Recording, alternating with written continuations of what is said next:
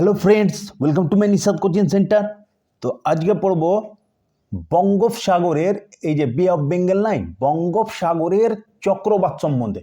বঙ্গোপসাগরে যে Indian cyclone হয় না, বে অফ বেঙ্গল, বঙ্গোপসাগরের রিসেন্টলি মোটামুটি মে মাস যখন পড়ে তখন অশনি বলে একটা ঝড় উঠলো না, আগে আমরা যেটা কালবৈশাখী বলি, ওই বঙ্গোপসাগর থেকে সেটা উঠেছিল। এইভাবে চক্রবাত হয়, ঠিক আছে? বঙ্গোপসাগরে এইভাবে চক্রবাত হয়। তো আমি বুঝাচ্ছি পরে। তো চক্রবাতটা এইভাবে উৎপন্ন হয় বে অফ বেঙ্গলে, মানে বঙ্গোপসাগরে। যে চক্রবাতটা কি করে, ভারতে চক্রবাত, এটা হলো ভারতের মানচিত্র, তাহলে ভারতে চক্রবাত বঙ্গোপসাগর উৎপন্ন হয়, এই বঙ্গোপসাগর উৎপন্ন হয়, ঠিক আছে? বঙ্গোপসাগর উৎপন্ন হয় এবং পূর্ব থেকে, মানে এইদিক পূর্ব থেকে পশ্চিমে গতিশীল হয়ে ধাক্কা কোথায় লাগে? পূর্ব উপকূলের যেসব ছোট ছোট পাহাড় আছে, যেমন পশ্চিম উপকূলে লাগা পাহাড় আছে একদম সেটে, কিন্তু পূর্ব উপকূলে কি আছে? কাটা পাহাড় আছে। কিছুটা করমণ্ডল উপকূলে, তামিলনাড়ুর করমণ্ডল উপকূলে এই লাগানো পাহাড় আছে, কিন্তু দেখুন পূর্ব উপকূলে আবার কি আছে? কাটা পাহাড় আছে। তো এর ফলে কি হয়, এখানে যখন ধাক্কা লাগে, এই বঙ্গোপসাগরের যে চক্রবাত উৎপন্ন হয় দিয়ে ধাক্কা লাগে, এখানে ধাক্কা লাগার ফলে প্রচুর বর্ষা হয়। প্রচুর বর্ষা হওয়ার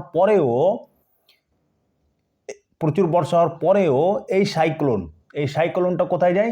আস্তে আস্তে পুরো ভারতে ছড়িয়ে পড়ে। পুরো ভারত বলতে বেশি কোথায় যায়? এটা দিয়ে যায়, ঠিক আছে? এই তো কাটা দিয়ে চলে যায়, আর এক উপর দিয়ে যায়। কেন? এগুলো 800 মিটার উঁচু নয়। যেমন পশ্চিম ভাগের যেমন আছে পশ্চিম ঘাটের, এটা পূর্ব ঘাট, তো পশ্চিম ঘাটের পাহাড়গুলো কত? 800 মিটারের উপর নয়, তার জন্য উপর দিয়ে যায়। আর বে অফ বেঙ্গলের যেটা পূর্বী ঘাট আছে, এক তো কাটা পাহাড়, আর তার এমনিও 600 থেকে 800 মিটার উঁচু পাহাড়গুলো, তার জন্য উপর দিয়ে চলে যায়। কিন্তু হিমালয়ের, এখানে তো হিমালয় অঙ্কন করিনি, তো বুঝে যান। আর হিমালয় তো পারবে না, তার জন্য এর আগে তো বুঝিয়েছি পশ্চিমী বিক্ষোভ যেটা জেড ধারা। তো হিমালয় হচ্ছে 8,848 মিটার, প্রায় 6,000 গড়ানে, তাই তো? 6,000 গড়ানে হিমালয়ের উচ্চতা।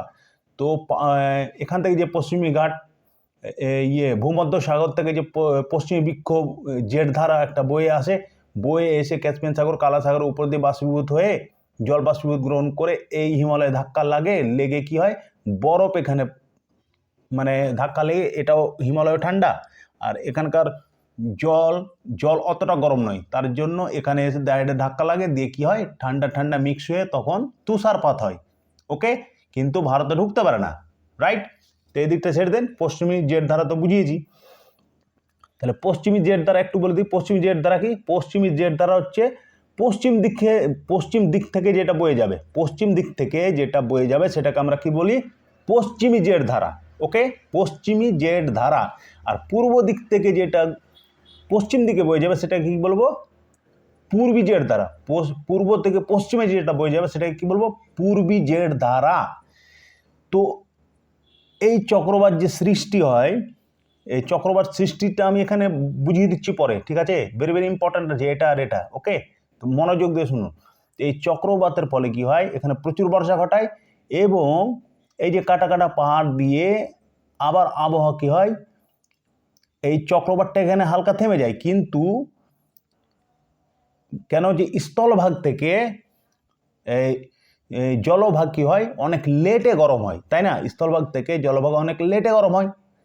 তো এই চক্রবাতটা কি হয়? স্থলভাগে আস্তে আস্তেই এখানে ধাক্কা লেগে প্রচুর বর্ষা ঘটায় এবং চক্রবাতও অনেকটা থামিয়ে দেয়। কিন্তু বাতাস যেটা আছে, হাওয়া, সেটা কি হয়? বয়ে গিয়ে এই যে হুগলি নদী আছে, হুগলি এবং গঙ্গা, এই হুগলি এবং গঙ্গা দিয়ে, মানে প্রথমে কলকাতা, তারপরে কানপুর, পাটনা বিহারে, তারপরে কানপুর, তারপর আরও আছে ইলাহাবাদ, বারাণসী, লাস্ট দিল্লি অবধি এর মানে প্রভাব পড়ে এই চক্রবাতের। বঙ্গোপসাগরের চক্রবাতের প্রভাব কত দূর পড়ে? দিল্লি পর্যন্ত পড়ে। ওকে, এখানে লিখা আছে, বুঝে যান, রাইট? এবার চলি, বোঝানোর ব্যাপারটা আছে, এটা তো একটা বলে দিলাম হালকাভাবে, ঠিক আছে? একটা মনে রাখুন, ব্যাপক ইম্পর্ট্যান্ট জিনিস। এবার একটা এখানে কোশ্চেন আসতে পারে যে স্যার, চক্রবাত তো বে অফ বেঙ্গল হচ্ছে পূর্বী ঘাটে, পূর্বী ঘাটে জল আছে, বে অফ বেঙ্গল এটাও সাগর, আর আরব সাগর এটাও আরব সাগর। তা আরব সাগরে কেন চক্রবাত হয় না, আর বে অফ বেঙ্গল মানে বঙ্গোপসাগরে কেন চক্রবাত হয়? তা কারণ হচ্ছে, কারণটা ভালোভাবে মনে রেখে নেন, কারণ হচ্ছে পৃথিবীর যতটি মহাদেশ আছে বা যতগুলো কান্ট্রি আছে, ঠিক আছে, পৃথিবীর যতগুলি মহাদেশ আছে, মহাদেশ মানে কন্টিনেন্ট, এবং যত কান্ট্রি বা দেশ আছে, সব সময় মনে রাখবেন পূর্ব উপকূলে গরম জল প্রবাহিত হয়, পূর্ব উপকূলে গরম ধারা প্রবাহিত হয়। সবসময় পূর্ব উপকূলে কি হয়, মহাদ্বীপে বা কান্ট্রিতে গরম জলধারা প্রবাহিত হয়, গরম জলধারা। ওকে, আর গরম জলধারা যেটা দিয়ে প্রবাহিত হয় সেখানে তো সাইক্লোন হবেই, রাইট না? বাষ্পীভূত হয়ে উপরে উঠবে, দিয়ে মেঘ হবে, তারপর সাইক্লোন হবে। এগুলো যখন বুঝাবো তখন বুঝিয়ে দিচ্ছি আমি। আর সবসময় মনে রাখবেন যে এখানে চক্রবাত এই কারণে হয় না, পশ্চিম উপকূলে কি হয়, সব সময় ঠান্ডা জলধারা প্রবাহিত হয়। পশ্চিম উপকূলে কি হয়, সব সময় ঠান্ডা জলধারা প্রবাহিত হয়, সেটা মহাদ্বীপও হতে পারে, দেশও হতে পারে। ওকে, তাহলে বে অফ বেঙ্গলের পূর্ব দিকে গরম জলধারা প্রবাহিত হয়, ওকে, তার জন্য চক্রবাত হয়। আর আরব সাগরে, আরব সাগর কোন দিকে আছে, পশ্চিমে আছে, তো পশ্চিমে সবসময় কি হয়, ঠান্ডা জলধারা প্রবাহিত হয়, আর ঠান্ডা জলধারায় বাষ্পীভূত হতে পারে না, রাইট? তার জন্য এখানে চক্রবাত উৎপন্ন হয় না। ওকে, তো এবার চলি। তাহলে কি বলছিলাম, এখানে প্রচুর বর্ষা ঘটায় এবং কত দূর পর্যন্ত যায়, দিল্লি পর্যন্ত যায়। প্রথমে হুগলি নদী হয়ে, গঙ্গা হয়ে কলকাতা, হুগলির পরে কলকাতা, তারপরে পাটনা, তারপরে কানপুর, ইলাহাবাদ, বারাণসী, এইভাবে করতে করতে দিল্লি পর্যন্ত এর প্রভাবটা পড়ে, রাইট? তো কবে থেকে শুরু হয়, কখন থেকে শুরু হয়, এটা মনে রাখুন 31 জুন। কবে? 31 জুনের পর সূর্য, এই যে এটা মনে করে নেন, বিষুবৎ তো এটা বলা যাবে না, কেন মানচিত্র এটা, রাইট? অক্ষাংশ, ঠিক আছে? তো একটু আমি বুঝিয়ে দিচ্ছি।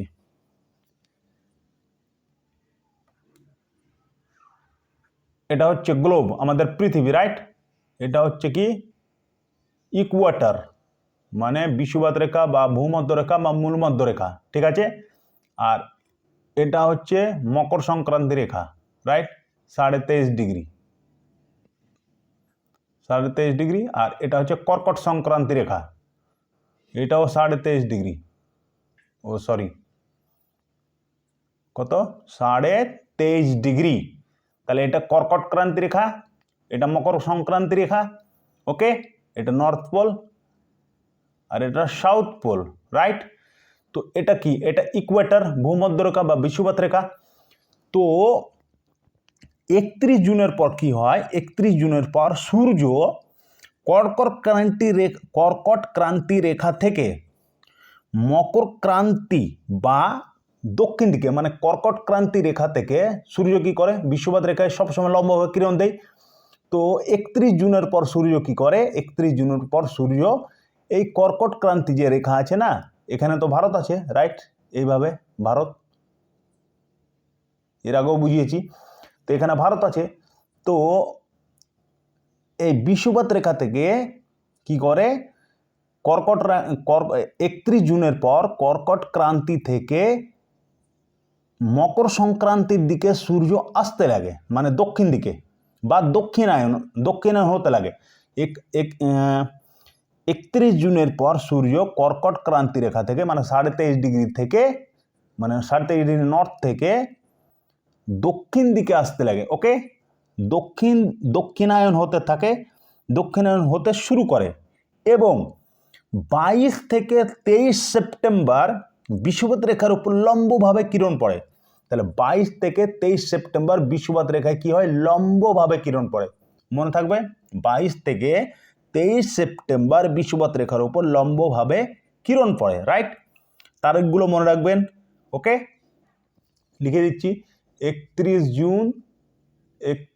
জুন কর্কট ক্রান্তি থেকে দক্ষিণায়ন হতে লাগে।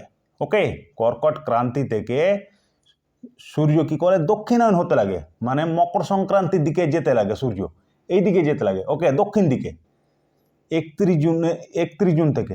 আর বিষুবৎ রেখায় কবে পড়ে লম্বভাবে কিরণ? বিষুবৎ রেখায় পড়ে আপনার 22 থেকে 23 সেপ্টেম্বর। ওকে, তাহলে 22 থেকে 22 বা 23 সেপ্টেম্বর। ওকে, পারলে নোট ডাউন করতে পারেন বা শুনে নেবেন,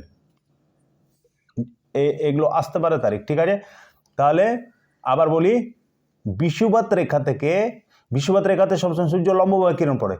তো 31 জুনের পর কি হয়, এই যে যেমন মে মাস চলছে এখন, জানুয়ারি ফেব্রুয়ারি মার্চ এপ্রিল মে, তারপর জুন পড়বে। তো জুন যখনই পড়বে, কালকে জুন পড়বে, রাইট? আজকে তো 31 মে, কালকে জুন পড়বে। তো কালকে থেকে কি হবে, সরি 31 জুন, এখনো এক মাস আছে। তো 31 জুনের পর কি হবে, কর্কট সংক্রান্তি রেখা থেকে সূর্য দক্ষিণ দিকে আসতে লাগে। ওকে, এবার দক্ষিণ দিকে আসতে লাগে, তার মিডিলে কি হয়, 22 থেকে 23 সেপ্টেম্বর বিষুবৎ রেখায় সূর্য লম্বভাবে কিরণ দেয়। 22 থেকে 23 সেপ্টেম্বর বিষুবৎ রেখায় লম্বভাবে কিরণ দেয়, তারপরে দক্ষিণ দিকে আসতে লাগে। ওকে, লম্বভাবে কিরণ দেয়, মনে রাখবেন তো, এই তারিখটা নোট ডাউন করতে পারেন বা মনে রাখুন, আমি তো বলে দিলাম অনেকবার। ওকে, এর ফলে কি হয়, জুলাই মাসে, এর ফলে জুলাই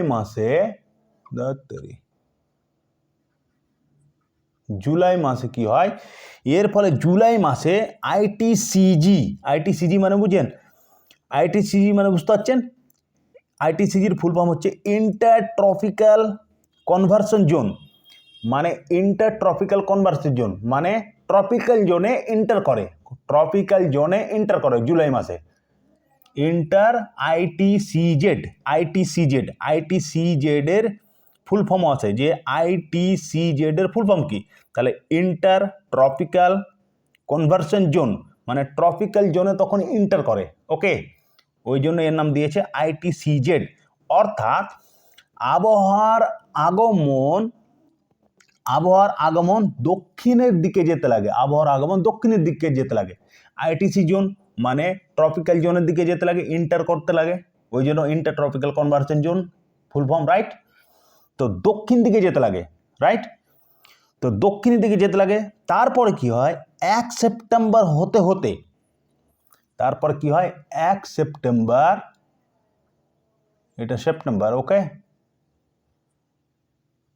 1 সেপ্টেম্বর হতে হতে কি হয়, 1 সেপ্টেম্বর হতে হতে আইটিসিজেড মানে ইন্টার ট্রপিক্যাল কনভার্সন জোন প্রায়দ্বীপীয় ভারতের, এই যে এটা হচ্ছে প্রায়দ্বীপীয় ভারত পুরোটাই এখান থেকে নিয়ে, রাইট? প্রায়দ্বীপীয় ভারত পুরোটাই জানেন তো, এর আগে করিয়েছি। তো প্রায়দ্বীপীয় ভারতের দক্ষিণের যে শেষ অংশ আছে, দক্ষিণের শেষ অংশ কি আছে, প্রায়দ্বীপীয় ভারতের এইভাবে চলে আসুন, দক্ষিণ দিকে তো আসছেই, যেমন এটা আছে অক্ষাংশ, রাইট? ভারতের 82.5 ডিগ্রি, কোথায় আছে, উত্তরপ্রদেশের নৈনিতে। তো এটা তো আগে পড়িয়েছি, দেখে নেবেন। হ্যাঁ, তো দক্ষিণ দিকে আস্তে আস্তে কি হয়, আইটিসি জোন দক্ষিণ দিকে আস্তে আস্তে 1 সেপ্টেম্বরের পরে কি হয়, দক্ষিণ দিকে আস্তে আস্তে আস্তে ভারতের শেষ অংশ কি, কন্যাকুমারী, তারপরে ইন্দ্রা পয়েন্ট এখানে আছে, আন্দামান। সবচেয়ে যদি বলে ভারতের সবচেয়ে দক্ষিণতম অংশ কি, তাহলে ইন্দ্রা পয়েন্ট হবে। হ্যাঁ, আর এখন আমি বোঝাবার জন্য বলছি, এটা ভারতের মানচিত্র, এখানে আন্দামান নিকোবর করিনি আমি। ওকে, তো মনে রাখুন, ভারতের সবচেয়ে দক্ষিণতম অংশ হচ্ছে ইন্দ্রা পয়েন্ট, আর এখানে আমি বোঝাবার জন্য বলছি কন্যাকুমারী। তো ভারতের মানচিত্রের, এটা ভারতের মানচিত্র, আন্দামান তো এখানে আছে। তো ভারতের মানচিত্রের শেষে কি আছে, কন্যাকুমারী। তো আইটিসি জোন কি করে, কন্যাকুমারী পর্যন্ত পার হয়ে যায়, রাইট? কি করে, দক্ষিণের শেষ অংশ যার নাম হচ্ছে কন্যাকুমারী পর্যন্ত পার হয়ে যায়। ওকে, 1 সেপ্টেম্বরের পর থেকে, বোঝা গেল? এই প্রক্রিয়ায় ভারতের পূর্বে অবস্থিত বঙ্গোপসাগরে, এটা হচ্ছে বঙ্গোপসাগর, রাইট? বঙ্গোপসাগর এবং পশ্চিমের আরব সাগর অত্যাধিক গরম হয়ে যায়। তাহলে এই প্রক্রিয়া কি হয়, পূর্বের বঙ্গোপসাগর এবং পশ্চিমের আরব সাগর অত্যাধিক গরম হয়ে যায়, কারণ সাগর স্থলভাগ অপেক্ষা, মানে সাগর, এই যে সাগর নাই, স্থলভাগ অপেক্ষা অনেক দেরিতে গরম হয়, যেহেতু জল আছে, রাইট? তো জল তো দেরিতে গরম হবেই, তাই না? তাহলে স্থলভাগ তাড়াতাড়ি, সূর্য যখন স্থলভাগে পড়বে তাড়াতাড়ি গরম হবে, কিন্তু সাগরে কি হবে, জল জল এমনিতেও জল অনেক গভীর, তো জল গরম হতে অনেক টাইম নেই, দেরিতে গরম হয়। ওকে, যার কারণ সাগর স্থলভাগ অপেক্ষা জলভাগ দেরিতে গরম হয়। ওকে, ও বললাম তো, এই কারণে এই গরম হতে হতে কত টাইম লাগে, সেপ্টেম্বর লেগে যায়। মানে এই বে অফ বেঙ্গলের সাগর বা আরব সাগরে গরম হতে কত সময় লাগে, সেপ্টেম্বর পর্যন্ত টাইম লেগে যায়। যেহেতু বে অফ বেঙ্গল মানে বঙ্গোপসাগর স্থলভাগ থেকে অনেক দেরিতে গরম হয়, যে কোনো সাগর, শুধু বঙ্গোপ না, তাহলে এর গরম হতে কত সময় লাগে, সেপ্টেম্বর পর্যন্ত সময় লাগে গরম হতে। এক তো মে মাসে একটা ঝড় আসে, যেমন এর আগে এসেছিল অশনি, তো ওটা তো পার হয়েছে, ওটা একবারই আসে মোটামুটি, ওই যে বললাম না, মে মাসের ফার্স্ট উইকে। ওকে, তো ওটা ওই কালবৈশাখী আমরা বলি, মাঝে মধ্যে নাম তো চেঞ্জ করতে আছে, তো ওটা একবারই হয়। তো সেম ওইভাবেই কি হয়, সেম ওইভাবেই সেপ্টেম্বর মাসে পুরোটাই গরম হয়ে যায়, রাইট, পুরোটাই গরম হয়ে যায়। উফ, গরম।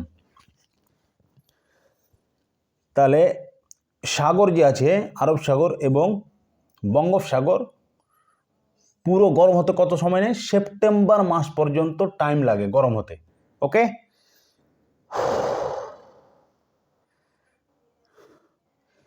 এবার এবার পূর্বী জেট ধারা কি। ওকে, পূর্বী জেট ধারা কাকে বলা হয়, যেমন একটা পশ্চিমী জেট ধারা, তাহলে পূর্বী ধারা কাকে বলা হয়, পূর্বী ধারা বলা হয় যেটা পূর্ব থেকে পশ্চিম দিকে এসে এই পাহাড়ে পূর্বঘাটের উপকূলের পাহাড়ে ধাক্কা লাগে এবং প্রচুর বর্ষা ঘটায় এবং পুরো ভারতে মোটামুটি ছড়িয়ে পড়ে, তাকে বলা হয় পূর্বী জেট ধারা। আর পশ্চিমী বিক্ষোভ মানে ভূমধ্য সাগর থেকে যেটা উৎপন্ন হিমালয়ে বরফ তুষারপাত করে, আর আরেকটা যেটা ডিভাইড হয়ে এই দিকে আসে, সেখানে বিন্দু আকারে বর্ষা করে, জলবিন্দু আকারে বর্ষা করে। ওকে, তো এইটুকাতেই থেরে যায়, এইটুকাতেই। ওকে, তো ওটা তো বুঝিয়েছি এর আগের চ্যাপ্টারে, ভালো করে ওটা চ্যাপ্টারটা দেখে নেবেন, ভেরি ভেরি ইম্পর্টেন্ট চ্যাপ্টার আছে। ওকে, তো ওটা পশ্চিমী বিক্ষোভ, মানে ওটা হচ্ছে পশ্চিমী বিক্ষোভ বা পশ্চিমী জেট ধারা। তাহলে ওটা পশ্চিম থেকে যাবে, পশ্চিম থেকে যেটা যাবে সেটাকে পশ্চিমী জেট ধারা বলবো, আর পূর্ব থেকে যেটা যাবে সেটাকে পূর্বী জেট ধারা বলবো। ওকে, এটা হচ্ছে জেট ধারা।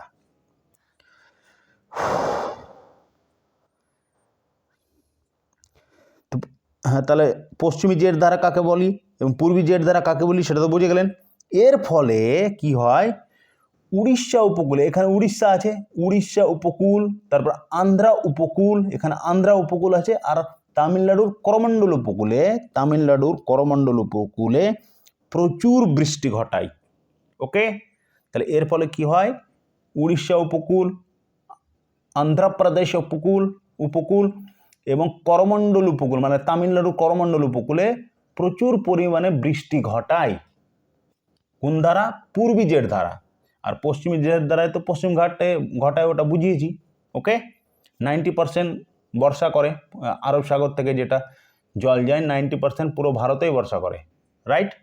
এখানেও পশ্চিম ঘাটে তো ধাক্কা লাগেই, দিয়ে পুরো ভারতে ছড়ে পড়ে, কেন, পাহাড় এগুলো ছোট ছোট উঁচু দিয়ে চলে যায়, পাহাড়কে ধাক্কা মেরে এখানে বর্ষা করে, এবং অনেক এখানে ওই জন্য অনেক জীবজন্তু গাছপালা ফরেস্ট হয়েছে, ওই জন্য একে কেরালায় কী বলা হয়, সাইলেন্ট ভ্যালি বলা হয়। তারপরে এর উপর দিয়ে প্রবাহিত হয়ে পুরো ভারতে ছড়িয়ে পড়ে বর্ষা, 90% বর্ষা আরব সাগর থেকে হয়। ওকে, আর চক্রবাত শুধু হয় বে অফ বেঙ্গল মানে বঙ্গোপসাগর থেকে। তো আজকে চক্রবাতের চ্যাপ্টার, চক্রবাত বুঝাবো। ওকে, তো একটু করে হালকা আমি মেরে দিচ্ছি এইদিকে, রাইট। তো প্রচুর বৃষ্টিপাত ঘটে, তো পূর্ব উপকূলে বর্ষা হয় সেপ্টেম্বরের শেষ সপ্তাহে। পূর্ব উপকূলে, এই পূর্ব উপকূলে বর্ষা কবে হয়, মনে রাখুন, সেপ্টেম্বরের পূর্ব উপকূলে বর্ষা হয় সেপ্টেম্বরের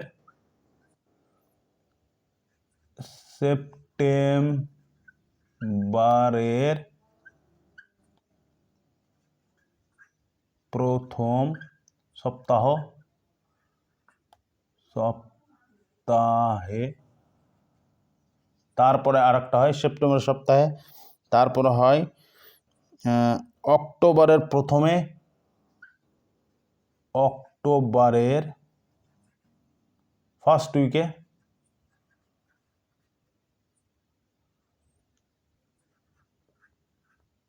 ফার্স্ট উইক, আর একটা হয় সেপ্টেম্বর অক্টোবর, আর একটা হয় আপনার নভেম্বরের প্রথম সপ্তাহে। নভেম্বরের ফার্স্ট উইকে ডিস্টার্ব হচ্ছে দেখছেন, ফার্স্ট উইকে পারলে নোট ডাউন করতে পারেন, না হলে দেখে নেবেন। তাহলে পূর্বী জেট ধারা কবে কবে বর্ষা করে?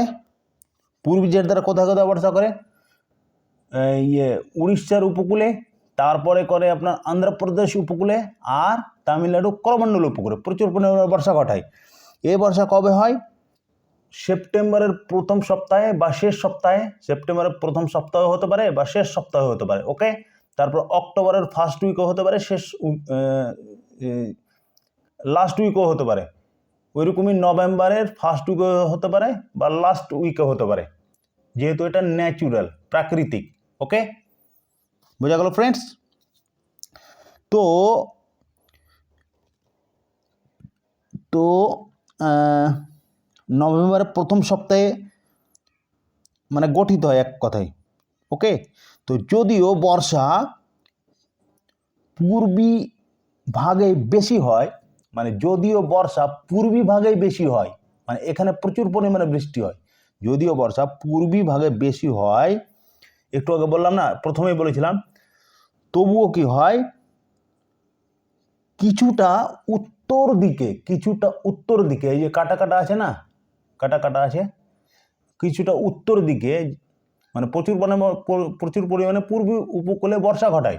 তারপরে যেহেতু কাটা কাটা পাহাড় আছে এবং উঁচু অতনয় 600 থেকে 800 মিটার, তো তার উপর দিয়ে প্রবাহিত হয়ে উত্তরের সমভূমি অঞ্চলে এই বর্ষা ঘটায়। কোথায় কোথায়? হুগলি নদী হয়ে, গঙ্গা হয়ে, হুগলিতে প্রথমে কলকাতা, তারপরে গঙ্গা হয়ে পাটনা, তারপরে কানপুর, তারপরে ইলাহাবাদ, তারপরে বারাণসী, তারপরে দিল্লি পর্যন্ত মোটামুটি ছড়িয়ে পড়ে, এর প্রভাব পড়ে বর্ষার, ওকে। কোন ধারার? পূর্বী জেট ধারার। বোঝা গেল ফ্রেন্ডস? এবার এটা তো বুঝিয়ে দিলাম পূর্বী জেট ধারা, পশ্চিমী জেট ধারা। এবার দেখুন ইম্পর্টেন্ট বেশি এটা, চক্রবাত কিভাবে সৃষ্টি হয়, মানে উষ্ণ চক্রবাতের উৎপত্তি। তাহলে উষ্ণ চক্রবাতের উৎপত্তি কিভাবে হয়, ওকে। আগে বললাম যে সবসময় যে কোনো কান্ট্রি হোক, যে কোনো মহাদ্বীপ হোক, মহাদ্বীপের পূর্ব উপকূলে গরম জল দ্বারা প্রবাহিত হয়, আর পশ্চিম উপকূলে ঠান্ডা জল দ্বারা প্রবাহিত হয়। ওই জন্য ঠান্ডা জল দ্বারায় বাষ্পীভূত করতে পারে না, আর গরম জল দ্বারা বাষ্পীভূত করতে পারে, দিয়ে মেঘে পরিণত হয়, তারপরে বর্ষা ঘটে এইভাবে, রাইট, দিয়ে চক্রবাতের উৎপন্ন করে। তাহলে পূর্ব উপকূলে সবসময় চক্রবাত হবে, আর পশ্চিম উপকূলে চক্রবাত হবে না, শুধু বর্ষা হবে ধাক্কা লাগার ফলে পাহাড়ে, ওকে। তাহলে এবার বলবো উষ্ণ চক্রবাতের উৎপত্তি কিভাবে হয়েছে। উষ্ণ চক্রবাতের উৎপত্তিটা কিভাবে হয়? যখন দেখবেন বাইরে থেকে আবহাওয়া, মানে বাইরে থেকে, এই যে এটা হচ্ছে চক্রবাত, ঠিক আছে, যখন বাইরে থেকে আবহাওয়া, এটা তো বুঝলাম এমনি চক্রবাত, বাইরে থেকে আবহাওয়া যখন কেন্দ্রের দিকে প্রবেশ করবে, কেন্দ্র এটা, ঠিক আছে, কেন্দ্রের দিকে প্রবেশ করবে, কেন্দ্রের দিকে প্রবেশ করে, তখন কেন্দ্রের দিকে প্রবেশ করতে না পেরে, মানে কেন্দ্রের দিকে প্রবেশ করতে পারে না, অর্থাৎ কেন্দ্রের দিকে কিছুটা প্রবেশ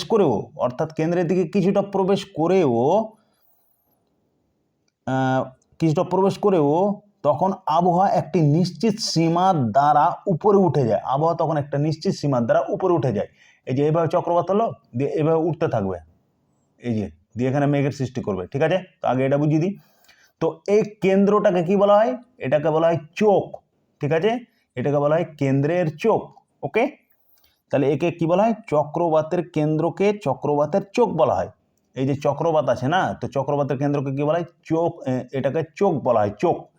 তো এই যে চক্রবাত আছে, তো এই চক্রবাত পুরো শান্ত থাকে এখানে, এই চক্রবাত পুরো শান্ত থাকে, এই চক্রবাতের কেন্দ্রটা পুরো শান্ত থাকে, ঠিক আছে। এই এরিয়াতে, এই যে এই এরিয়াটা নাই, এই এরিয়া পর্যন্ত আবহাওয়া মানে ঢুকে পড়ে নিম্ন দাবের ফলে আবহাওয়া ঢুকে পড়ে, রাইট। নিম্ন দাব মনে রাখবেন, নিম্ন দাব বলে না, নিম্ন চাপ হয়েছে, ওটাই নিম্ন চাপ, যেটা বলা হয় নিম্নচাপ বা নিম্নদাব। তো নিম্নদাবের ফলে এখান পর্যন্ত প্রবেশ করতে পারে নিম্নদাবের জন্য, তারপরে আস্তে আস্তে বড় হয়। ঠিক আছে, তাহলে এটা কত মিলিবার হয়? এটার আবহাওয়া দাবার বা নিম্নচাপ মাপার একক কি? মিলিবার। নিম্নচাপ মাপার একক হচ্ছে মিলিবার। তো এটা হয়, এই যে এটা হয় 920 মিলিবার। ওকে, তারপরেরটা কত হয়? দিয়ে বাড়তে থাকে। ওকে, তারপরেরটা হয় 940 মিলিবার। ওকে, তারপরেরটা কত হয়? এটা হয় 960 মিলিবার। ওকে, তারপরেরটা লাস্ট কত হয়? এটা হয় 970 মিলিবার। ওকে, এই যে এটা হয় 960 মিলিবার। মনে রাখবেন নিম্নচাপ মাপার একক হচ্ছে মিলিবার, নিম্নচাপ মাপার একক হচ্ছে মিলিবার। তাহলে এটা হয় 920 মিলিবার, তারপরে এটা হয় 940 মিলিবার, তারপরে এটা হয় লাস্ট 970 মিলিবার, যত বাড়তে থাকবে।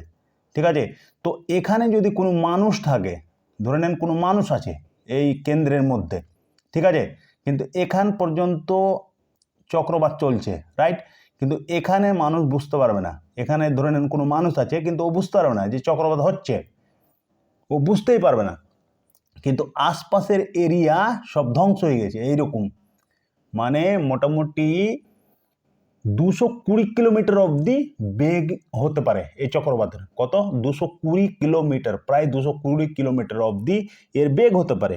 ওকে, তো চক্রবাতের চোখের ব্যাস কত হবে? এই যে চোখ, এই যে ব্যাসটা নাই, এই যে ব্যাস, তো চক্রবাতের এই ব্যাসটা হবে 25 থেকে 30 কিলোমিটার। 25 থেকে 30, তাহলে 25 থেকে 30 কিলোমিটার কম না। তাহলে এখানে যদি কোনো লোক থাকে তো ও কি বুঝতে পারবে? পারবে না যে চক্রবাত হচ্ছে কি হয় না, পারবে না। আস্তে আস্তে চক্রবাতটা তখন ঘেরবে ওকে, রাইট। তারপরে এখানে 25 থেকে এর ব্যাসটা হয়, কেন্দ্রের ব্যাসটা মানে চক্ষুতে 25 থেকে 30 কিলোমিটারের মধ্যে, 30 কিলোমিটার পর্যন্ত কেন্দ্র থাকে যেখানে নিম্নদাব হয়, রাইট। তারপরে বাড়তে বাড়তে পুরোটা যদি ধরা যায় তো পুরোটা মোটামুটি কত হতে পারে? চিন্তা করছেন, মাথা খারাপ হয়ে যাবে। 500 থেকে 600 কিলোমিটার অবধি হতে পারে। 500 থেকে 600 কিলোমিটার অবধি চক্রবাত হতে পারে। চক্রবাত কোনটা বুঝতে পারলেন? যেটা আমরা ঘূর্ণিঝড় বলি, ঘূর্ণিঝড়। চক্রবাত যেটা ঘুরে ঘুরে আসে না, ওটাই, এটা ঘূর্ণিঝড়। ওকে, ওটাই চক্রবাত, চক্রাকারে যেটা ঘুরছে, ঘূর্ণিঝড় যেটা বলি আমরা, রাইট। বোঝা গেল? শুদ্ধ ভাষায় চক্রবাত আর এমনি ভাষায়, সাধারণ ভাষায় ঘূর্ণিঝড়। ওকে, ঘূর্ণিঝড় যেটা খুব বিধ্বংসী ঝড়। তো আস্তে আস্তে কী হয়, এই সাইডগুলো ধ্বংস হয়ে গেছে। তারপরে আস্তে আস্তে যখন নিম্নদাব আরও বেড়ে যায়, দিয়ে আস্তে আস্তে তখন এই লোকটিও বুঝতে পারে, ঠিক আছে, যে হ্যাঁ ঝড় চলে এসেছে, ঘূর্ণিঝড় চলে এসেছে বা চক্রবাত চলে এসেছে, এবার বাঁচতে হবে। তো বুঝতে পারলেন কেন যে 25 থেকে 30 কিলোমিটার এটা, তো ও কী করে বুঝবে? কোনো লোক যদি এখানে থাকে বুঝতে পারবে কি? পারবে না। আর পুরোটা হচ্ছে কত? 500 থেকে 600 কিলোমিটার। তো বুঝতে পারবে এখান থেকে কলকাতা, তারও বেশি, কলকাতা তো 300-400 কিলোমিটার হবে। যাই হোক, মোটামুটি বুঝতে পারলেন। তো এবার উৎপত্তিটা কি কারণে হয় আমি বলে দিচ্ছি। উৎপত্তিটা হয় যদি সাগরের জলের তাপমাত্রা, এই সাগরের জলের তাপমাত্রা 27 ডিগ্রি সেন্টিগ্রেড উপরে হয়। যদি সাগরের জলের তাপমাত্রা 27 ডিগ্রি, ঠিক আছে, 27 ডিগ্রি সেন্টিগ্রেডের উপর হয় তবে চক্রবাতের সৃষ্টি হবে। মনে রাখুন, যদি সাগরের জল 27 ডিগ্রি সেন্টিগ্রেডের উপরে হয় তাহলে চক্রবাত সৃষ্টি হবে। আর যদি 27 ডিগ্রি সেন্টিগ্রেডের নিচে হয়, যদি 26 ডিগ্রি, 25 ডিগ্রি, 24 ডিগ্রি বা 23 ডিগ্রি সেন্টিগ্রেড হয় তাহলে সেখানে চক্রবাত হবে না। বুঝলেন? সেখানে চক্রবাত হবে না। তাহলে বারবার মনে রাখবেন, 27 ডিগ্রি সেন্টিগ্রেড যদি সাগরের জল যদি 27 ডিগ্রি সেন্টিগ্রেডের উপর গরম হয় তাহলে সেখানে চক্রবাত উৎপত্তি হবে। আর যদি 27 ডিগ্রি সেন্টিগ্রেডের কম হয় তাহলে সেখানে সাগরের জল সেই সাগরে সেন্টিগ্রেড নিচে যদি থাকে তাহলে সেই সাগরে চক্রবাত উৎপন্ন হবে না। যেমন আরব সাগরে 27 ডিগ্রি সেন্টিগ্রেডের নিচে থাকে, তার জন্য সেখানে চক্রবাত হয় না, বুঝা গেল। কিন্তু বে অফ বেঙ্গল যেটা বঙ্গোপসাগর, সেখানে 27 ডিগ্রি সেন্টিগ্রেডের উপরে থাকে, সেপ্টেম্বর মাস পর্যন্ত পুরো গরম হয়ে যায়। ওকে, বুঝা গেল।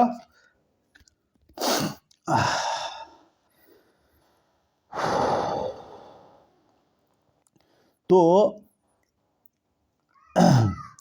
তো এর কারণ হচ্ছে কি, 27 ডিগ্রি সেন্টিগ্রেডের উপরে যখন থাকে তখন কি হয়, সূর্যের দ্বারা সেপ্টেম্বর মাস হতে হতে তো পুরো গরম হয়ে যায় সাগর, সেপ্টেম্বর মাস হতে হতে, ঠিক আছে, গরম হয়ে যায়। গরম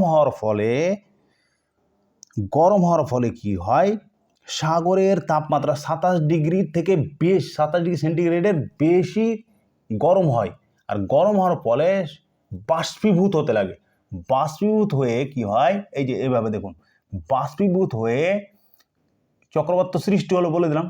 আর এই চক্রবাতটা সবসময় মনে রাখবেন অ্যান্টি ক্লকওয়াইজ ঘুরে। অ্যান্টি ক্লকওয়াইজ মানে বুঝলেন, ঘড়ি কীভাবে ঘুরে, এইভাবে ঘুরে ঘড়ি, কিন্তু এটা ঘুরবে এইভাবে, উল্টোভাবে ঘুরে, ঘূর্ণিঝড়টা উল্টোভাবে ঘুরে। ওকে, খুব বিধ্বংসী ঝড় এটা, ঘূর্ণিঝড়। ওকে, তো বাষ্পীভূত হয়ে কি হয়, বাষ্পীভূত হতে হতে উপরে উঠে যায়। বাষ্পীভূত হতে হতে এই যে দেখুন উপরে উঠে গেছে, উপরে উঠে গেছে, দিয়ে মেঘের সৃষ্টি করেছে, এই মেঘের সৃষ্টি করেছে। ওকে, তো মেঘের সৃষ্টি করেছে, এই মেঘের কোন মেঘ সৃষ্টি করে, কাপাসি মেঘ সৃষ্টি করে। কোন মেঘ সৃষ্টি করে, কাপাসি মেঘ, মনে রাখবেন, কাপাসি মেঘ সৃষ্টি করে, মানে পুরো কালো মেঘ হয়ে থাকবে, কালো। ওকে, তো কালো মেঘ সৃষ্টি হওয়ার ফলে এই গরম জল শোষণ করে নেই, শোষণ করার ফলে এখানে যত উপরে যাবে তত ঠান্ডা হয়, মানে ক্ষোভমণ্ডল পর্যন্ত। তো ক্ষোভমণ্ডলে গিয়ে পুরো ঠান্ডা হয়ে যায়। ঠান্ডা হওয়ার ফলে এখানে কি হয়, ঠান্ডা হওয়ার ফলে জল বাষ্পীভূত হয়ে মেঘের সৃষ্টি করে, এবং মেঘ তখন কি করে, ঠান্ডা হয়ে জলবিন্দু আকারে নিচে পড়তে লাগে, মানে বর্ষা আকারে। ওকে, তো সেটাকে আমরা কি বলবো, সংঘনন বলবো। সেটাকে আমরা কি বলবো, সংঘনন বলবো। ওকে, সেটাকে আমরা কি বলবো, সংঘনন বলবো। সংঘননের গুপ্ত উষ্মা, সংঘননের গুপ্ত উষ্মা, বোঝা গেল। তো কিছু আমি আপনাদের মানে চক্রবাতের নাম বলে দিচ্ছি। যেমন বললাম না যে সবসময় পূর্ব উপকূলে গরম জল দ্বারা বয়, আর পশ্চিম উপকূলে ঠান্ডা জল দ্বারা বয়। ওই জন্য পশ্চিম উপকূলে কি হয়, চক্রবাত হয় না বা ঘূর্ণিঝড় সৃষ্টি হয় না, কিন্তু পূর্ব উপকূলে সবসময় ঘূর্ণিঝড় হয়। সেটা মহাদ্বীপও হতে পারে, কান্ট্রিতেও হতে পারে। ওকে, যে কোনো জায়গায় হতে পারে। ওকে, যেমন আমেরিকার হ্যারিকেন চক্রবাত পূর্ব উপকূলে হয়, আমেরিকার যেটা হ্যারিকেন চক্রবাত পূর্ব উপকূলে হয়। চায়নার টাইফুন পূর্ব উপকূলে হয়, চায়নার টাইফুন পূর্ব উপকূলে হয়। ভারতের সাইক্লোন, এই তো ভারতের সাইক্লোন পূর্ব উপকূলে হচ্ছে, রাইট। আর অস্ট্রেলিয়ার বিলিবিলি, মনে রাখুন, অস্ট্রেলিয়ার বিলিবিলি পূর্ব উপকূলে হয়, কিন্তু পশ্চিম উপকূলে হবে না, যেহেতু পশ্চিম উপকূল 27 ডিগ্রি সেন্টিগ্রেডের নিচে থাকে, ঠান্ডা থাকে। ওকে, আর পশ্চিম উপকূলে ঠান্ডা জল প্রবাহিত হয়, ঠান্ডা ধারা প্রবাহিত হয়, আর পূর্ব উপকূলে গরম জল ধারা প্রবাহিত হয়। ভেরি ভেরি ইম্পর্টেন্ট, এই দুটো মনে রাখলে হয়ে গেল। ওকে, তো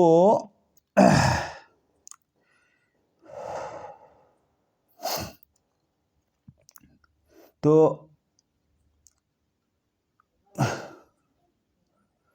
তো তো পূর্ব উপকূলে কি হয় বললাম না এর আগে, তো পূর্ব উপকূলে জল বাষ্পীভূত করে এই যে এইভাবে বাষ্পীভবন করে। তার আগে একটা বলে দিই, বাষ্পীভূত করার পর সব এই যে এটাকে চক্ষু বলা হয়, কেন্দ্র কিন্তু শান্ত থাকে, রাইট। এর সীমা, এটা হচ্ছে এর সীমা, এই যে সীমাটা এটা। ওকে, এইভাবে চক্রবাত, এটা হচ্ছে ঘূর্ণিঝড় হয়ে এবার উপরে উঠবে, তাই না, বাষ্পীভবন হয়ে উপরে উঠবে, দিয়ে মেঘের সৃষ্টি করবে, তারপরে জলবিন্দু আকারে পড়বে, দিয়ে সংঘনন হয়ে জলবিন্দু আকারে পড়বে, রাইট। তো এটা দেখুন, এই সীমার মধ্যে সবচেয়ে বেশি বর্ষা হয়, সীমার মধ্যেই। এটাকে কি বলা হয়, চক্ষু হলো এটা, রাইট। এটা শান্ত, পুরোটাই হচ্ছে শান্ত, রাইট। এখানে কোনো দেখুন মেঘ নেই, মিডিলে কোনো মেঘ আছে নাই, কিন্তু দেখুন এটা দিয়ে গেছে এখানে মেঘের সৃষ্টি হয়েছে, এটা দিয়ে আবার বাষ্পীভূত হয়ে গেছে এখানে মেঘের সৃষ্টি হয়েছে, কিন্তু মিডিলটা দেখুন চক্ষুতে কোনো মেঘ নেই, পুরো শান্ত থাকে, পুরো শান্ত। আর এর সীমা যেটা আছে, সীমানায় এই যে এই সীমানা, যেটা ভালো করে বুঝবেন, এটা এই যে সীমানা আছে খুব কঠিন বোঝানো, বুঝলেন, আমারও মিস্টেক হয়ে যায় অনেক সময়।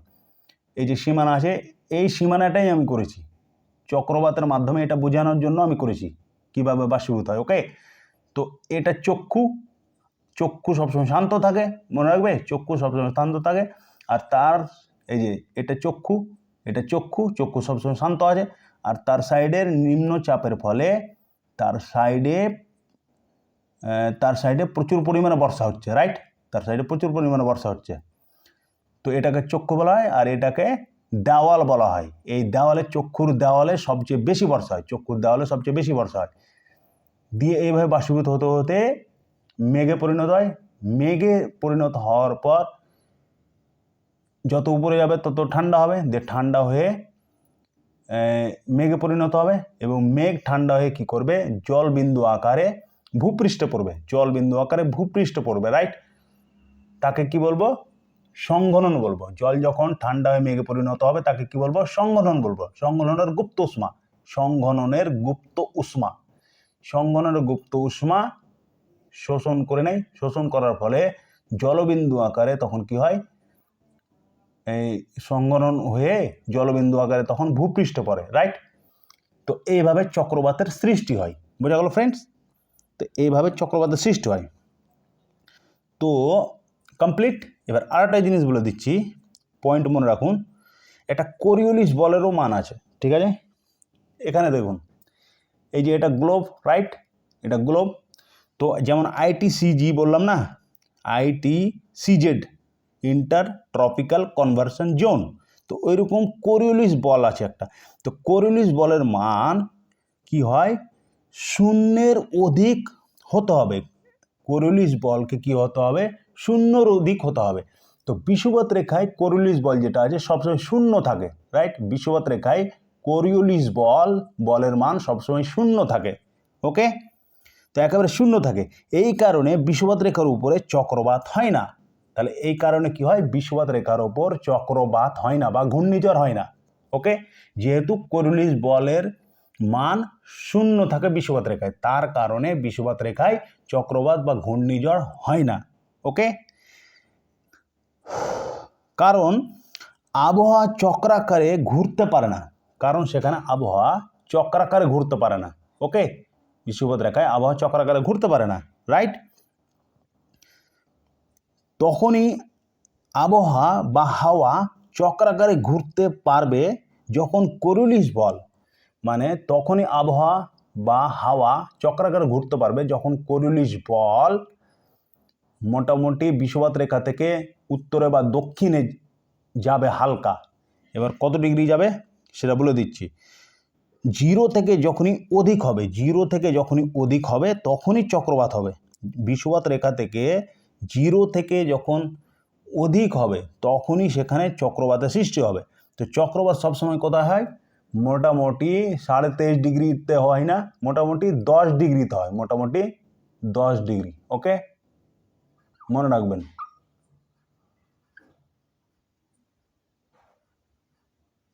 মোটামুটি 10 ডিগ্রিতে হয়, রাইট, উত্তরি বা দক্ষিণী,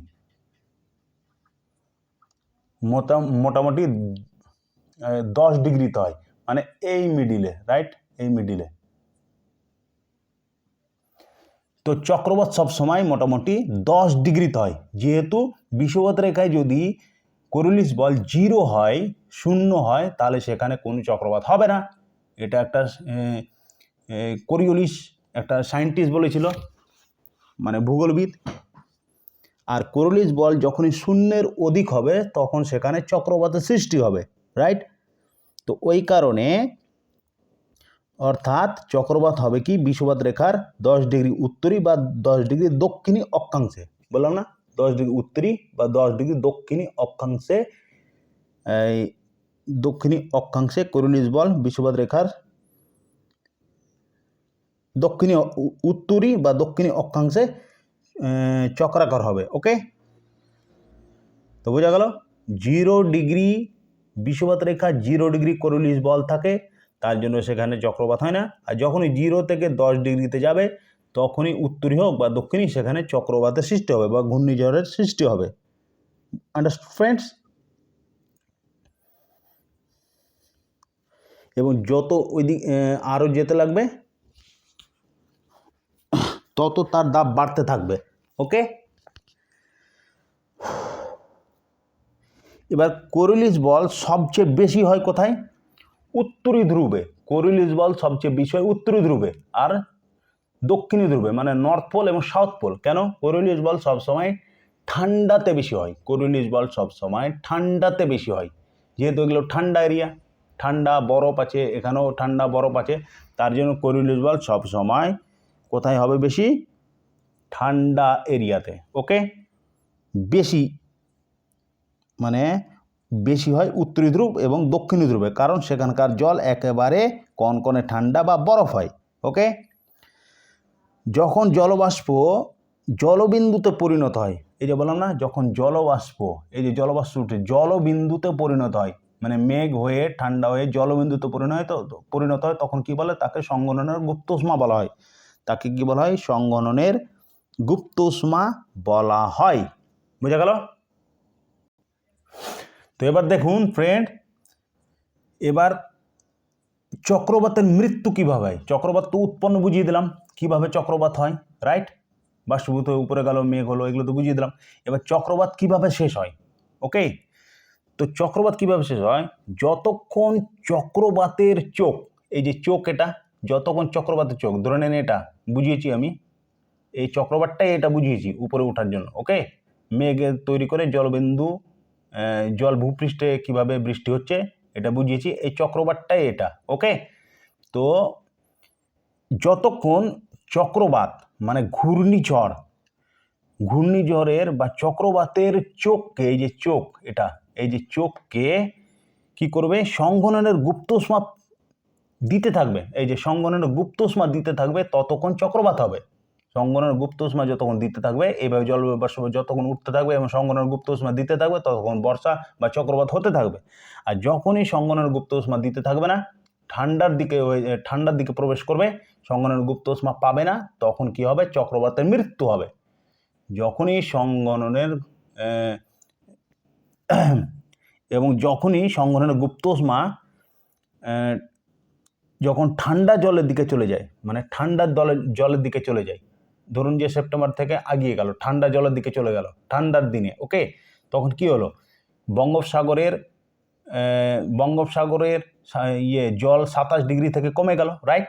বঙ্গোপসাগরের জল 27 ডিগ্রি থেকে কমে গেল, মানে 26 ডিগ্রি 25 ডিগ্রি হয়ে গেল। তখন কি হবে? সংঘননের গুপ্তোষ্মা কি হবে? তৈরি হবে না, মানে তখন এই সাগরও ঠান্ডা হয়ে যাবে। তখনই কি হবে? চক্রবাত বা ঘূর্ণিঝড়ের মৃত্যু হবে। তখনই চক্রবাত বা ঘূর্ণিঝড়ের মৃত্যু হবে। ওকে, বোঝা গেল? তো 27 ডিগ্রিটা ভালোভাবে মনে রাখুন।